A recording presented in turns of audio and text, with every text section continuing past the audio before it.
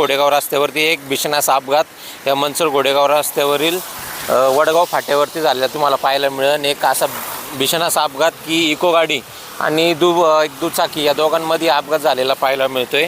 अपघातात गंभीर जखमी झालेल्या व्यक्तीचं नाव ओंकार अशोक हुले राहणार नारोडी असा जखमी व्यक्तीचं नाव समजते। हा अपघात इतका भीषण होता की ही जी तुम्ही दुचाकी आता पाहताय त्या दुचाकीचे अक्षरशः 2 तुकडे झालेले पाहायला मिळतात।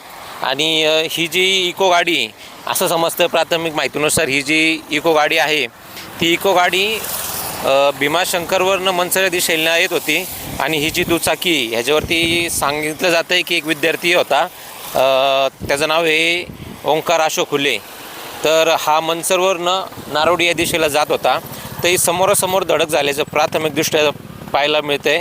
ह्यावरील जो ओंकार आहे तो गंभीर असा जखमी झाला आहे। त्याला मनसरच्या सिद्धी हॉस्पिटलला जी देवेंद्र शेठ शाह फाउंडेशनची जी रुग्णवाहिका स्वप्नील लोखंडे चालक आहेत त्यांच्या मदतीने त्यांना तात्काळ सिद्धी हॉस्पिटलला त्या जखमी मुलाला दाखल करण्यात आले।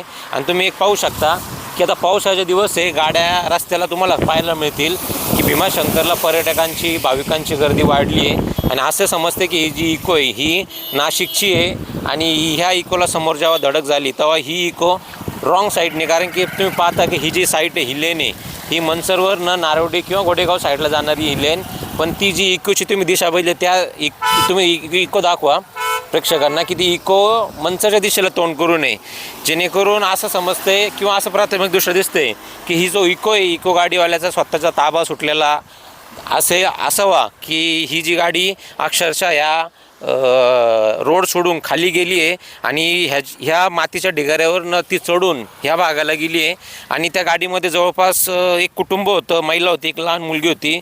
नशिबाने तुम्ही इथं पाहू शकता की इथं काय आहे की ही त्यांचं सुद्धा इकोवाल्यांचं म्हणता येईल की या ठिकाणी जी ती गाडी त्या दगडा जाऊन अडकली, अन्यथा खाली कॅनॉल आहे, पूर्णपणे गाडी पाण्यामध्ये पडली असती, अजून काहीतरी मोठी जीवितहानी आता झालेली पाहायला मिळाली असती, पण सुदैवाने ह्याच्यामध्ये तसं काही झालेलं नाही। या ठिकाणी तुम्ही पाहू शकता ही इको गाडीचं बरंचसं मटेरियल या ठिकाणी पडलेलं आहे।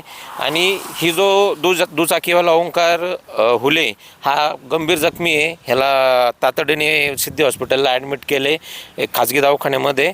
आणि गाडीची तुम्ही अवस्था पाहू शकता की गाडीवरची जी टू व्हीलरची अवस्था आणि इकोची अवस्था की अपघात हा इतका भीषण होता की इकोची पुढून पूर्णपणे बाजू दबली गेलेली आहे, काच फुटली, त्याच्यावरती तुम्हाला रक्त पण पाहायला मिळेल की अक्षरशः हा जो समोरासमोर धडक होऊन तो जो ओंकार असेल तो गाडीच्या काचावरती पडला आणि तो लांब फेकला गेला। स्थानिक या ठिकाणी राहणाऱ्या लोकांकडून असं कळलं की ओंकारला इथं शेजारी कॅनॉलच्या गवतातून त्याला बाहेर काढण्यात आलं आणि त्याची प्रकृती अत्यंत गंभीर आहे। आणि ही जी काय आता वर्षा विहारासाठी जाणारे पर्यटक असतील, भाविक असतील, यांनी किमान स्वतःच्या जीवाची तरी काळजी घेऊन आपलं वाहन चालवलं पाहिजे।